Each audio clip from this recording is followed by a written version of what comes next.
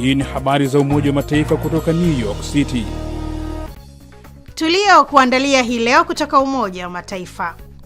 Baada ya miaka 32 tangu mauaji ya kimbari dhidi ya Watusi nchini Rwanda, dunia imekumbushwa kuwa makini na kauli za chuki na dalili nyinginezo zinazoweza kuchochea mauaji ya kimbari. Tuna nguvu ya kusimamisha mauaji mengine wakati mwingine, sababu jinsi ambavyo mauaji huwa yanatayarishwa ni sawa katika mauaji yote ya kimbali. Na leo katika Jifunze Kiswahili tutabisha hodi Baraza la Kiswahili la nchini Tanzania BAKITA ili kufahamu maana ya neno kuda. Basi ambatana nami hadi mwisho. Ni Jumanne ya tarehe 14 ya mwezi Aprili mwaka 2026. Mwenyeji wako ni mimi Lea Mushi kutoka hapa New York, Marekani. Kabla ya kukuletea mada kwa kina, kwanza ni muktasari wa habari ukiwasilishwa kwako na Asumta Masoi. Karibu Asumta. Asante Lea. Kama mapigano yataendelea nchini Sudan hadi mwaka 2030, umasikini wa kupindukia unaweza kuongezeka na kuvuka 60%, huku watu wengine milioni 34 wakitumbukia kwenye ufukara, imesema ripoti ya uchambuzi mpya ya shirika la Umoja Mataifa la mpango wa maendeleo duniani UNDP iliyotolewa leo Sudan na Marekani, ikiwa kesho inatimia miaka 3 kamili tangu kuanza kwa vita nchini humo. Mwakilishi mkazi wa UNDP nchini Sudan, Luka Renda, amesema takwimu hizi si namba tu za kufikirika. Zinaonesha familia zilizosambaratika, watoto walio nje ya shule, riziki zilizopotea na kizazi ambacho matumaini yake yanazidi kufifia kila uchao.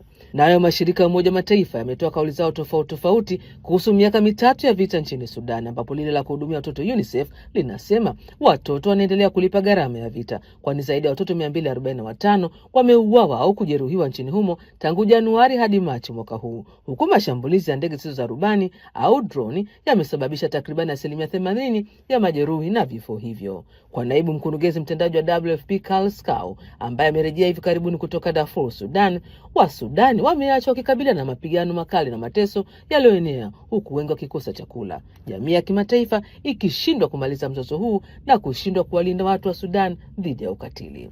Naye Tom Fletcher, ambaye ni mkuu wa ofisi ya Umoja Mataifa kuratibu misaada ya kibinadamu OCHA, kupitia msemaji wake Jens Lake huko Geneva, Uswisi, amesema kumbukumbu hii ya kesho ya huzuni itaashiria mwaka mwingine ambapo dunia imeshindwa kukabiliana na mtihani wa Sudan. Natamatisha na mzozo wa Israeli na Lebanon ulioshika kasi baada ya wapiganaji wa Hezbollah kushambulia Israeli kupinga hatua ya Marekani na Israeli kushambulia Iran, ambapo hii leo kwa Washington DC hapa Marekani kunafanyika mazungumzo kati ya Israeli na Lebanon ili kumaliza uhasama. Umoja wa Mataifa unasihi pande zote kutumia diplomasia kumaliza uhasama na kusongesha azimio nambari 1701 la Baraza la Usalama la Umoja wa Mataifa linalozuia mapigano mpakani mwa mataifa hayo mawili. Mwisho wa muktasari wa habari. Asante sana Asumta Masoi kwa kutuletea muktasari wa habari. Hapo baadaye tutajifunza Kiswahili na tutakuwa na mtaalamu wetu Oni Sigala kutoka nchini Tanzania. Salia papo hapo tafadhali. I integrally solemnly swear to exercise in all loyalty, discretion and conscience the functions entrusted to me as Secretary General of the United Nations, to discharge these functions and regulate my conduct وفي أداء عملي سوى مصالح الأمم المتحدة وحدها, and not to seek or accept instructions in regard to the performance of my duties from any government or other authority external to the organization.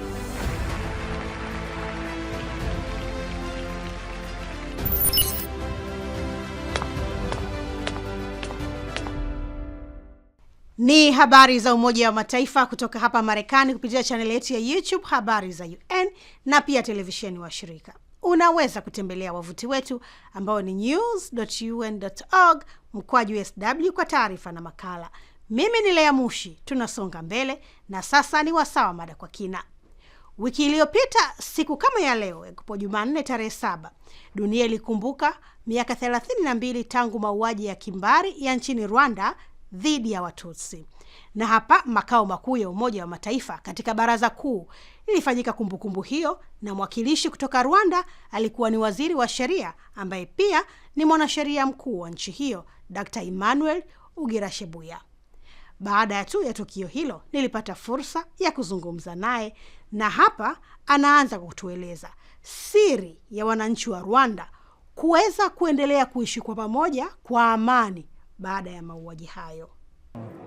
Ujumbe ambao tumeuleta baada ya miaka 32 ya mauaji ya kimbali Rwanda ni kuwa lazima tukumbuke, lakini kwa kukumbuka itupe nguvu za kutafasiri ya kuwa tuna nguvu ya kusimamisha mauaji mengine wakati mwingine, sababu jinsi ambavyo mauaji huwa yanatayarishwa ni sawa katika mauaji yote ya kimbali. The patterns huwa ziko sawa kabisa. Zile dalili ziko sawa kabisa. Na kwa mfano kama hii leo katika hotuba yako umezungumzia dalili zilikuwepo kwa muda mrefu na mengi hayakufanyika. Lakini tuje kwenye nchi yenu.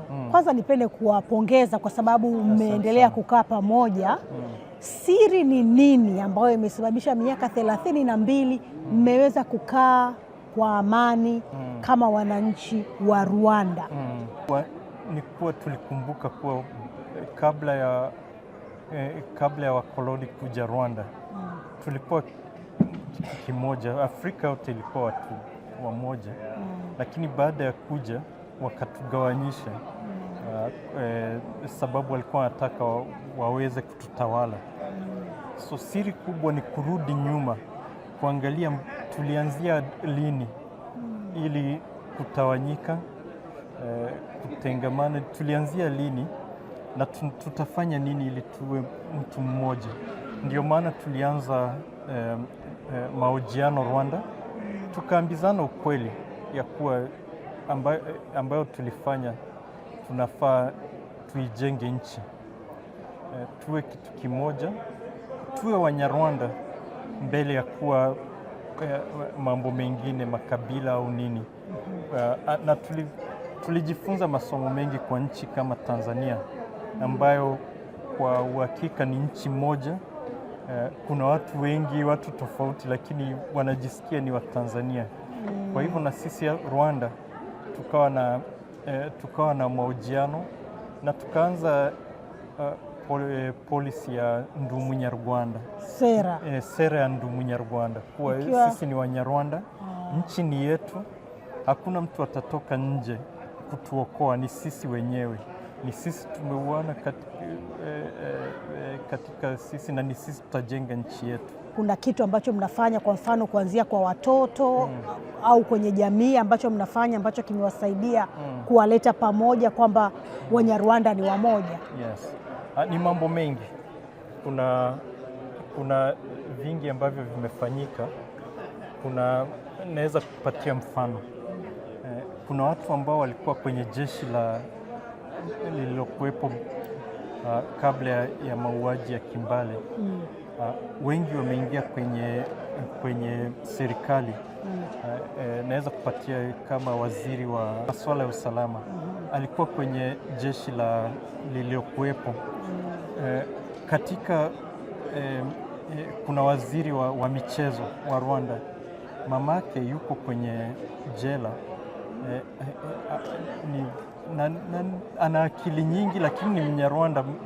Cha kwanza ni kuwa yeye ni Mnyarwanda. Mamake yuko jela, amehukumiwa kifungo cha maisha, lakini tuko kwenye ni waziri kama mimi, yeye ni waziri wa michezo, mimi ni waziri wa sheria. So hiyo watu wakiona kuwa sasa tumekuwa Wanyarwanda na makosa ya wazazi wako hawezi kuwa makosa yako, inaanza kutumwa Wanyarwanda wanakuwa kitu kimoja. Na sasa tukimalizia hapo katika hotuba yako umezungumzia kwamba bado kama tunavyojua dunia yote kuna changamoto ya matamshi ya chuki, kauli za chuki, kwa kizungu wanaita hate speech. Na umezungumzia na ukatoa mfano labda kabila fulani lisioe kabila fulani. Vitu kama hivi ambavyo ndio umesema ndio zile dalili ulizozizungumzia hapo awali. Nini mnafanya kama nchi kuhakikisha, mnaendelea kuhakikisha wananchi wanakuwa wamoja ili na wengine waige mfano kutoka Rwanda? Hao matamshi ya chuki ndio mwanzo wa mauaji yote.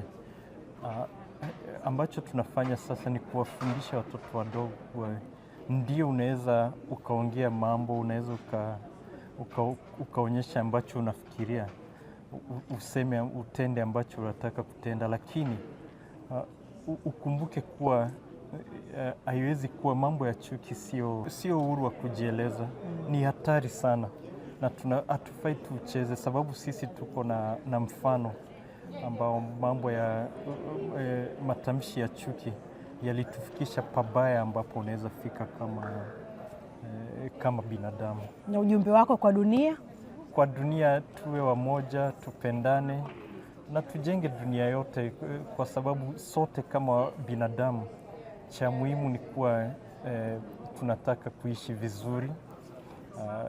Tunataka kuishi ambapo kesho uko na matumaini ya kuamka. Kwa hivyo tufanye sote tufanye sote pamoja,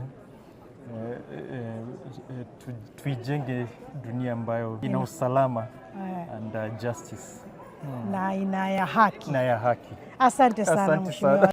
Ama hakika sote tunapaswa kuwa makini na kauli zetu zisije kuchochea chuki.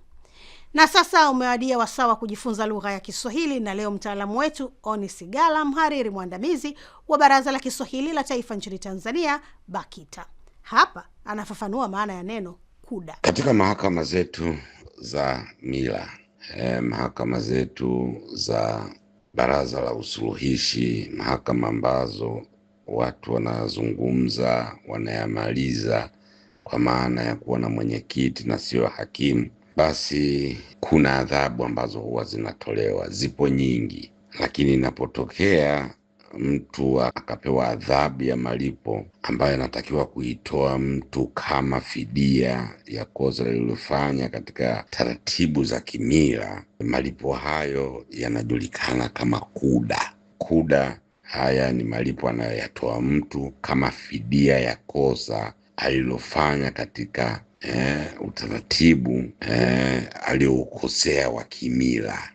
Shukrani sana Oni Sigala kwa ufafanuzi huo. Basi nami kufikia hapa na kunja jamvi leo hii, lakini tukutane tena siku ya Alhamisi kwa jarida lingine la video. Lakini kwa upande wa vipindi vya redio ni kila siku, hivyo kesho Jumatano utapata habari za Umoja wa Mataifa. Hata hivyo, kwa sasa unaweza kutazama habari na video nyingine katika chaneli yetu ya YouTube inaitwa Habari za UN, na ukurasa wetu wa X jina ni hilo hilo Habari za UN. Pia kumbuka kupakua app yetu inaitwa Habari za UN, inapatikana kwenye Play Store na App Store. Kwa niaba ya wote walioshiriki kukuletea jarida hili, mimi ni Lea Mushi. Ninakutakia amani na kwaheri kutoka New York, Marekani.